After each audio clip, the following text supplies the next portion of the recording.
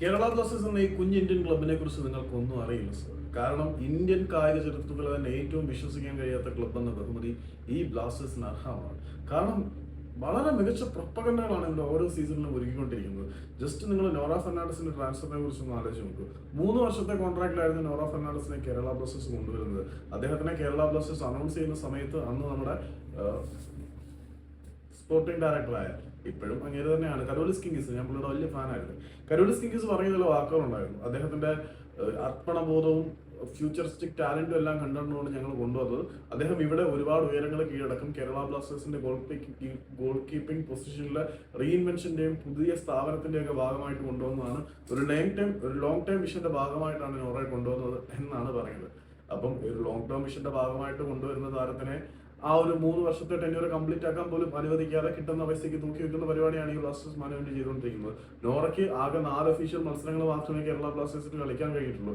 അതായത് 3 വർഷത്തെ അത്യാവശ്യം ചെറുതല്ലാത്ത ഒരു ലോങ് ടൈം കരാറിൽ കൊണ്ടുവന്ന നോറ ഫെർണാണ്ടസിനെ കേവലം 4 കോമ്പറ്റീറ്റീവ് മത്സരങ്ങൾ മാത്രം കളിപ്പിച്ച ശേഷം വിറ്റൊഴിവാക്കുന്ന കേരള ബ്ലാസ്റ്റേഴ്സിന്റെ നയം, ഈ വാക്കുകളും പ്രവൃത്തികളും തമ്മിൽ ഒരുപാട് അന്തരമുള്ള ഒരു ക്ലബ്ബാണ് Kerala Blasters. Very sad to say, very sorry to say. വളരെ വലിയ ദുഃഖത്തോടു കൂടി തന്നെയാണ് പറയുന്നത്. കേരള ബ്ലാസ്റ്റേഴ്സ് ഇന്ത്യൻ കായിക ചരിത്രത്തിൽ തന്നെ ഏറ്റവും വിശ്വസിക്കാൻ കഴിയാത്ത ക്ലബ്ബുകളിൽ ഒന്നായി അധപ്പതിച്ചു കഴിഞ്ഞിട്ട് കാലം കുറെയായി. ഇതേ മാഗ്നം കെട്ടിപ്പൂട്ടി വെച്ചുകൊണ്ടിരിക്കുന്ന ക്ലബിനെ ഏറ്റെടുക്കാൻ മുംബൈ സിറ്റി എഫ് സി വന്നപ്പോൾ ഇവർക്ക് എന്തൊക്കെയോ ലോങ് ടൈം ഫ്യൂച്ചർ പ്രൊജക്ടുകളും പ്ലാനുകളും ഉണ്ടെന്ന് പറഞ്ഞു. മോഹൻ ബഗാൻ സൂപ്പർ ജയൻസിന്റെ പ്ലാനും പദ്ധതികളും എക്സിക്യൂഷനും ഒക്കെ കണ്ടു കഴിയുമ്പോൾ എന്ത് ലോങ് ടൈം വിഷൻ ആണല്ലോ അത്. കണ്ണിൽ പൊടിയിടാൻ വേണ്ടി ഓരോ സമയം ഓരോന്ന് കാണിക്കും. വികാരം ഇളക്കി വിടുന്ന തരത്തിലുള്ള ഡയലോഗുകളും പ്രസ് റിലീസുകളും മുറ പോലെ വന്നുകൊണ്ടിരിക്കുന്നു. ആകെ നടത്തിയ ഒരു പ്രോപ്പർ ഇൻവെസ്റ്റ്മെന്റ് എന്താണെന്ന് വെച്ചാൽ അതും ഒരു ലോങ് ടേം ഇൻവെസ്റ്റ്മെന്റ് എന്ന് പറയാൻ പറ്റത്തില്ല. കുറച്ച് വർഷങ്ങളിലേക്ക് നമ്മുടെ ഒരു പുതിയ പ്രദേശം ലീസിനെടുത്ത് അവിടെ ഒരു ട്രെയിനിങ് ഗ്രൗണ്ട് സ്ഥാപിച്ചിട്ടുണ്ട് സാങ്ച്വറി എന്ന പേരിൽ. അത് കേരള ബ്ലാസ്റ്റേഴ്സ് എടുത്ത ശ്ലാഘനീയമായിട്ടുള്ള ഒരു എഫേർട്ടാണ്.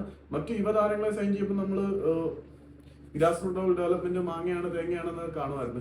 വേറെ ഒന്നുമല്ല, പ്രതിഭകളെ ചെറിയ പ്രായത്തിലെ കണ്ടെത്തി വളർത്തിയെടുത്ത് ഇറച്ചിക്കോഴി കുഞ്ഞുങ്ങളെ വളർത്തിയെടുത്ത് ഇറച്ചി വിലക്ക് വിൽക്കുന്ന ഒരു പരിപാടിയാണ് ചെയ്തുകൊണ്ടിരിക്കുന്നത്. സോ ഇതൊക്കെയാണ് ഈ ഒരു ക്ലബിന്റെ ദുരവസ്ഥയും ആരാധകർ അനുഭവിക്കേണ്ടി വരുന്നത്.